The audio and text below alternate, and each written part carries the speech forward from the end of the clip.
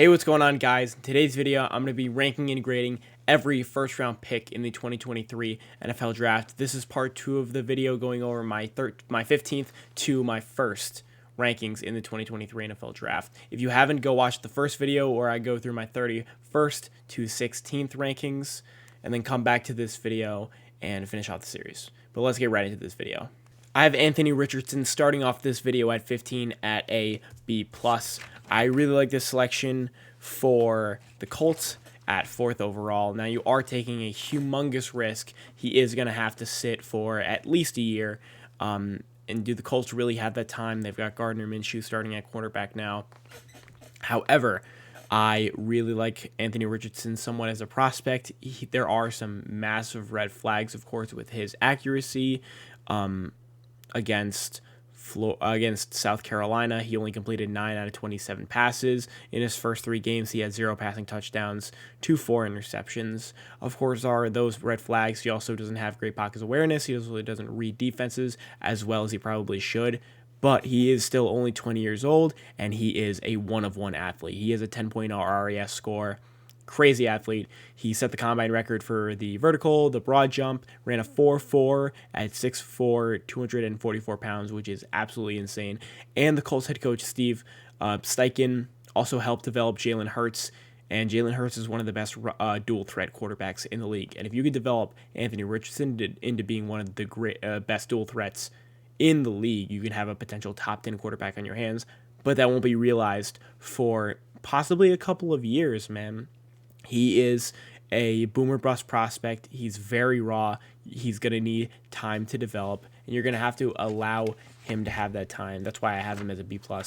However, he is starting off this video at 15. I have Darnell Wright coming in at 14, and I have him also at a B+.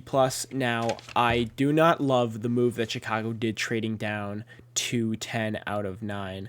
Of course, Jalen Carter was still on the board, and I think that probably should have been the pick for Chicago. They allowed Jalen Carter to go to the Philadelphia Eagles at 9. But speaking about Darnell Wright, I think he is the best pure right tackle in this draft class. That solidifies the right side of the offensive line for the Bears. Of course, now they have Tevin Jenkins at right guard. Now they're going to have Darnell Wright at right tackle.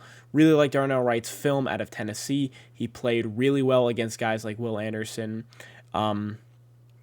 And he's also, he's got a very strong base, and he's got NFL size at 6'5", 333. He's pretty solid technique-wise. He also had a really good Senior Bowl.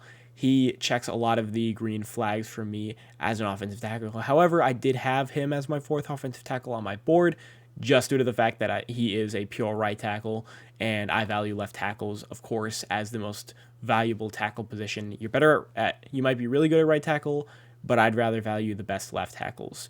But overall, very solid player. I'm going to have him at 14 here. Right above him, I'm going to have Anton Harrison coming in at 13, going to the Jacksonville Jaguars. Similarly, a B+. ESPN had Anton Harrison super low on the rankings. However, I didn't. I like Anton Harrison. Even though he is really raw out of Oklahoma, he is very solid in the run game. He wins a lot of his reps.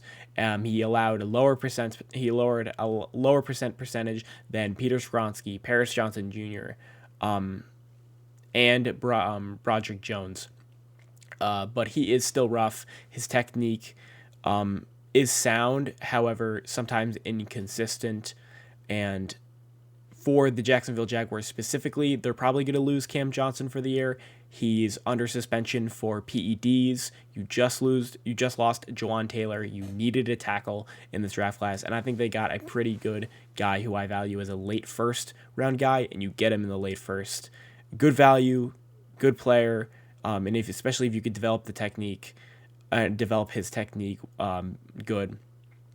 And the Jaguar system, they've developed some pretty good tackles there. Cam Johnson's performed pretty well. Jawan Taylor's performed pretty well. And you got Walker Little on the right side as well. So, overall, a good selection for the Jacksonville Jaguars. Moving on to number 12, I'm going to have Devon Witherspoon starting off the A-minuses.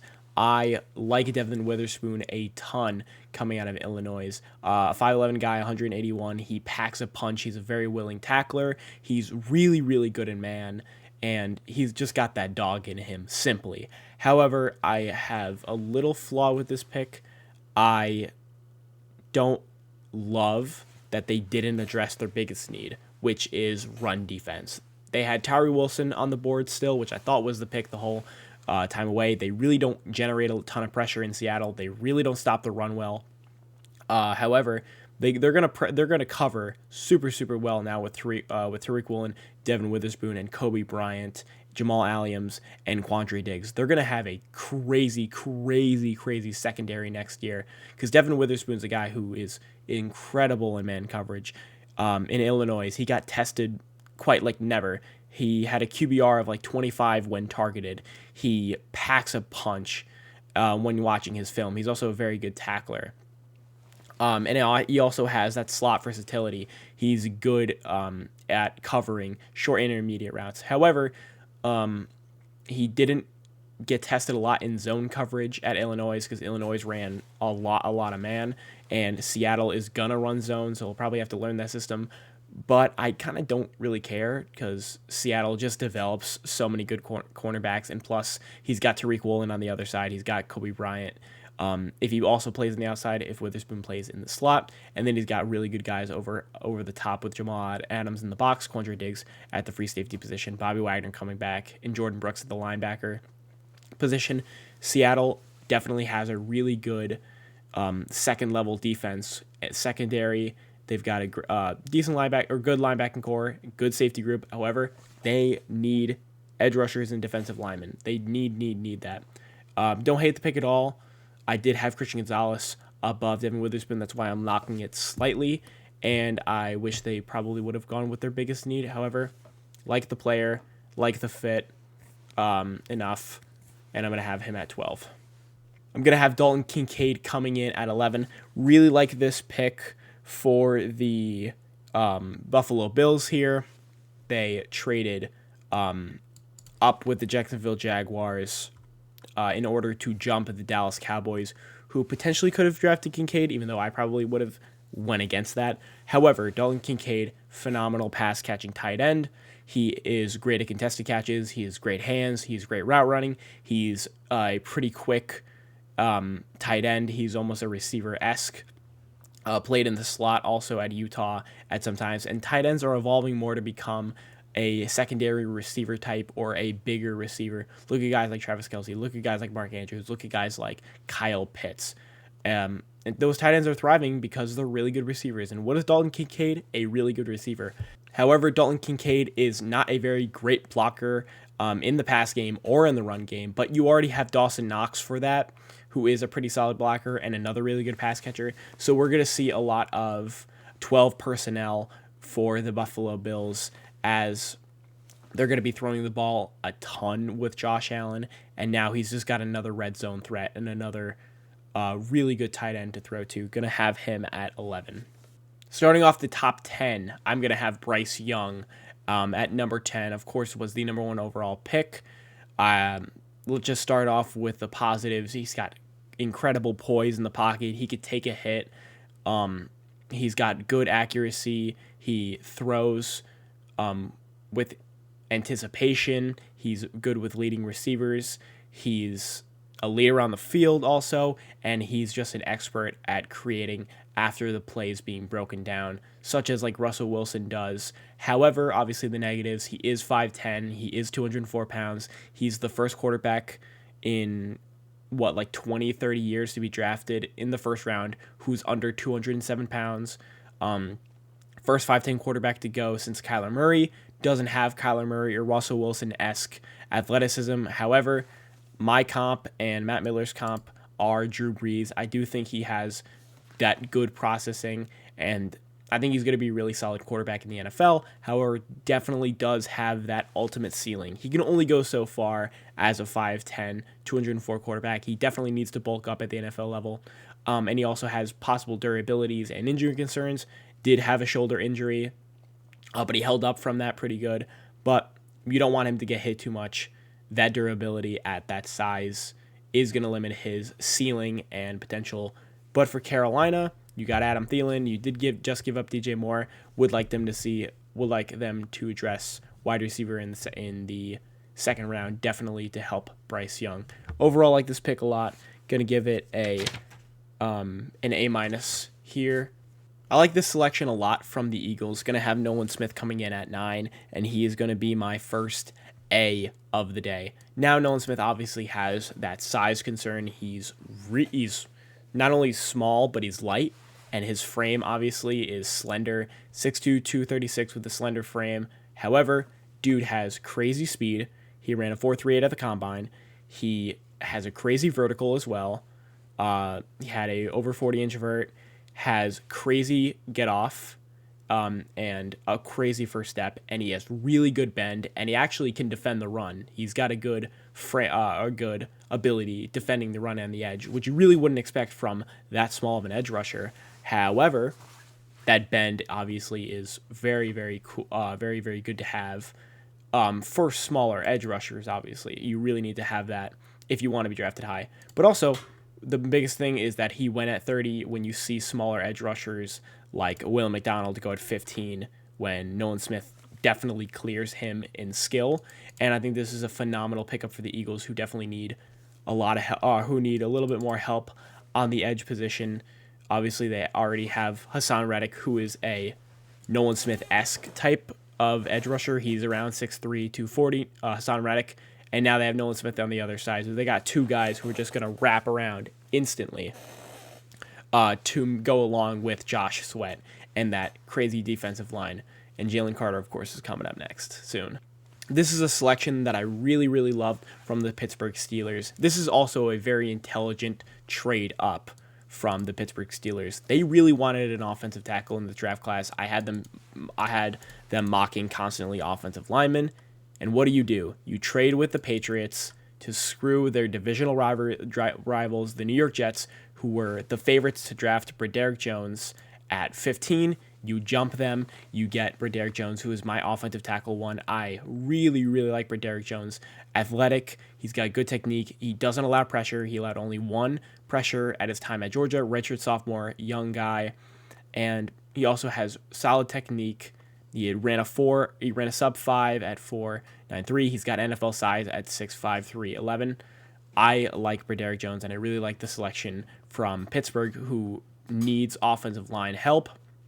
Of course, Broderick Jones, good in the run game. Najee Harris, inefficient in the run game. Hopefully, you'll help him a lot. And then getting offensive line help for your rookie quarterback, now sophomore quarterback, in his second season, Kenny Pickett. Always a good move. Very smart move. Smart trade up. Smart selection. Like this pick a lot from the Steelers. And I'm going to have them at 8 with an A for the grade. Another example of a very smart trade up. Going to have Deonte Banks going to the New York Giants as my 7th highest rated. Going to have this another A. They traded up with the Jacksonville Jaguars, who were also favorites to take a cornerback here. But cornerbacks really fell hard within this draft class, such as Christian Gonzalez, such as Deonte Banks. Now, Deonte Banks has two things that I really, really love within cornerbacks. Crazy athleticism.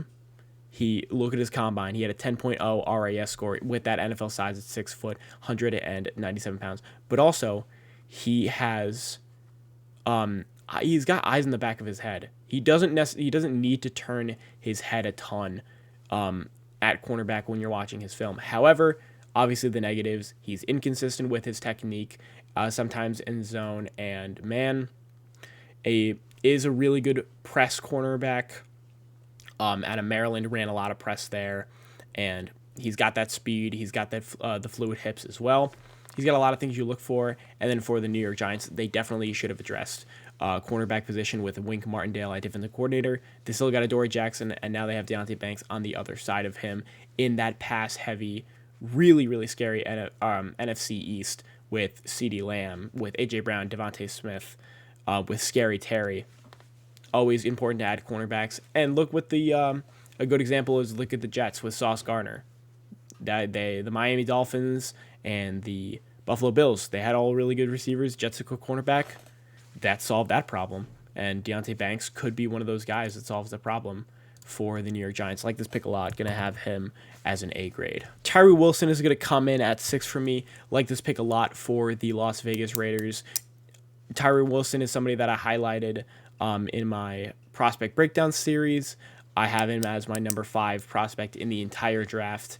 Crazy length at edge rusher, 6'6", 271 pounds with that NFL size, 84-inch wingspan. That's only 2 inches smaller than Giannis Antetokounmpo, of course. And he uses that size and strength to his advantage incredibly. He's got a really good bull rush, and that bull rush is so effective due to him getting his hands in offensive lineman's frame early. Now, it doesn't have the greatest get off. It doesn't have the greatest bend. He's got a lot to move around on film, so that's just kind of going to happen. But his biggest strength is against the run game. He has crazy tackling range due to his size and arm length, and running backs just do not get out of his reach. They don't get out of his frame. They don't break tackles on him. And he's got that pass rushing upside with that bull rush. He can go from the 5-tech to the 3-tech. And for the Las Vegas Raiders, you're going to have Max Crosby on the D-line. You're going to have Tyree Wilson on the D-line. And then you're also going to have Chandler Jones coming off the edge.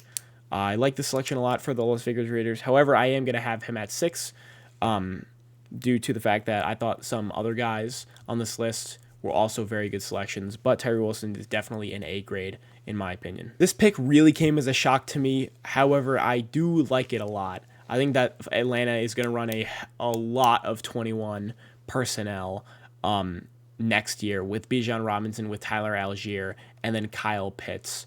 They're going to run a ton of that, of fun formations with Bijan in the slot possibly, with Kyle Pitts out wide. Bijan Robinson is that bell cow guy that Arthur Smith is definitely looking for. Arthur Smith coming from the Tennessee Titans regime where they had Derrick Henry, where they had that bell cow guy. Bijan Robinson is one of those. I really like Bijan Robinson a ton. 3-down back. He's great at catching passes.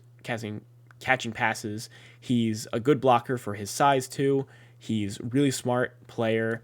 He hits holes very well. He's a pinball of a running back. He's one of the best running backs at breaking tackles I've seen. And plus, you don't have to trot him out there every single down. You also got a really, really solid back in Tyler Algier, who had a really good season last year. And then you also have Cordell Patterson, who is a hybrid running back wide receiver, who you can bump back out to wide receiver now. So you got Drake London, Cordell Patterson, Kyle Pitts, Bijan Robinson, Tyler Algier. That's going to be a really fun offense if Desmond Ridder can put it all together. That's going to be a really, really creative offense. And that's why I like Bijan Robinson a ton for the Falcons. Now, it was a surprise. It was definitely a surprise. I didn't think they needed to go running back right away. But imagine the things you can do with Bijan Robinson. And that's what I think went through Arthur Smith's head when he made this selection. I like this pick a lot. I'm going to have him at 5, and I'm giving it a A grade. Will Anderson was one of my favorite prospects coming into this draft. He's arguably my favorite. I really love Will Anderson, especially coming out of Alabama. His sophomore season was just wonderful. His film from his sophomore season is crazy dominant. He is just so athletically above every other player that he faced in 2021. And he also has that bull rush. It's crazy. He's got a good pass rush moves. He reminds me a lot of Khalil Mack. But what I love more is especially the team he went to.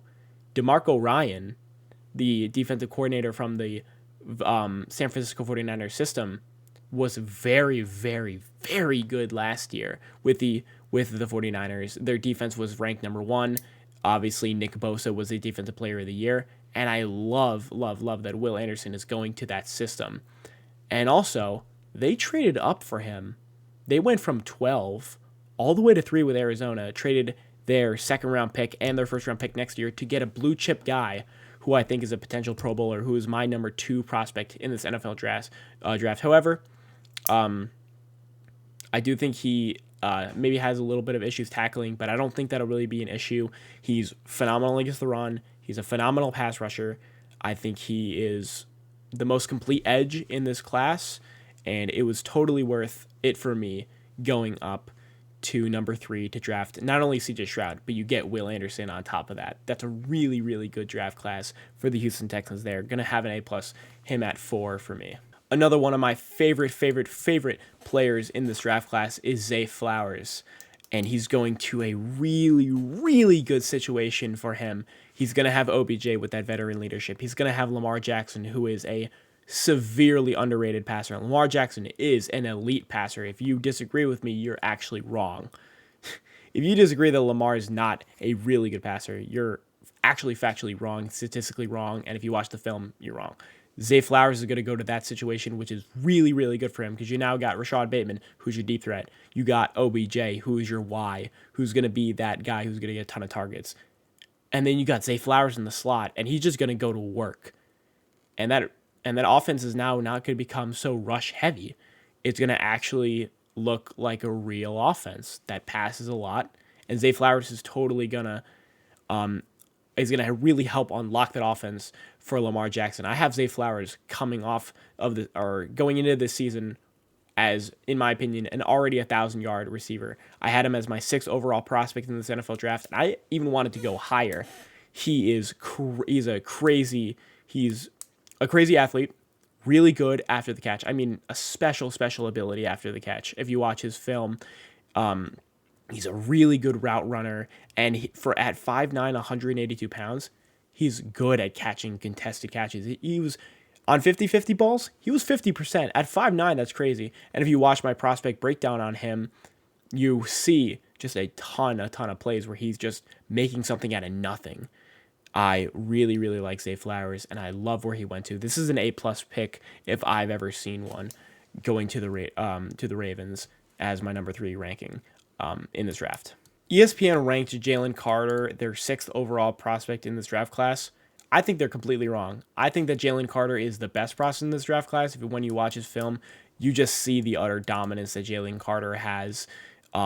He has a crazy bag as a bigger defensive tackle. He's got a really good swim, a really good bull rush. He can play from the 1 to the 3 to even as wide as the 5 tech. He's got that versatility. He's phenomenal against the run. He destroys double teams. He cannot be double teamed. He has a really fast, explosive first step, which is really good. He's got the long arms. We've seen a lot of top-tier interior pass rushers nowadays. You got Javon Hargrave, Quinnen Williams, Chris Jones, Jeffrey Simmons. They're becoming a lot more valuable because they can rush the passer and they can defend the run. Jalen Carter, my number 1 prospect in this draft class, I think he is a potential all-pro. His player comp is Fletcher Cox. For me, my player comp is Quinnen Williams. The one problem that I only occurred with him was that he wasn't on the field as much as I probably wanted him to, due to Georgia's rotational scheme and his stamina. Sometimes he was visibly gassed on film, but he had to fall. The character concerns, pulled over for going 100 miles per hour. He was arrested for the involvement in speed racing that involved the death of his teammate, Devon Witherspoon, defensive tackle from Georgia, and one of the trainers.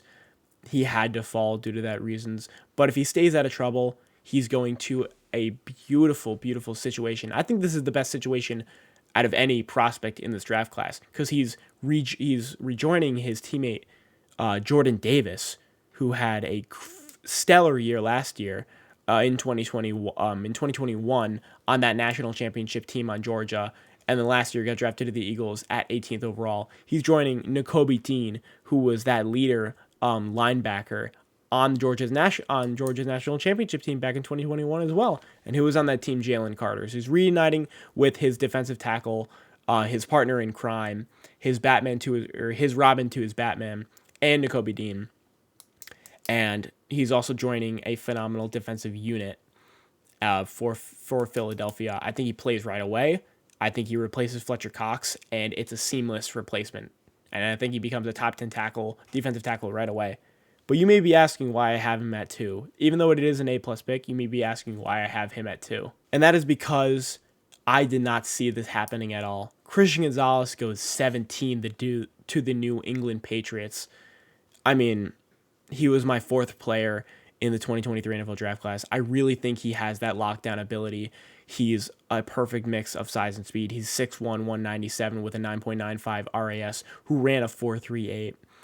who has those fluid hips, who has all the recovery ability, who was locked down at Oregon last year, who had four interceptions. He's versatile. He can play the slot. He can play the outside. He can play the boundary. He can match up against different types of receivers. He can even play in press. He can play off.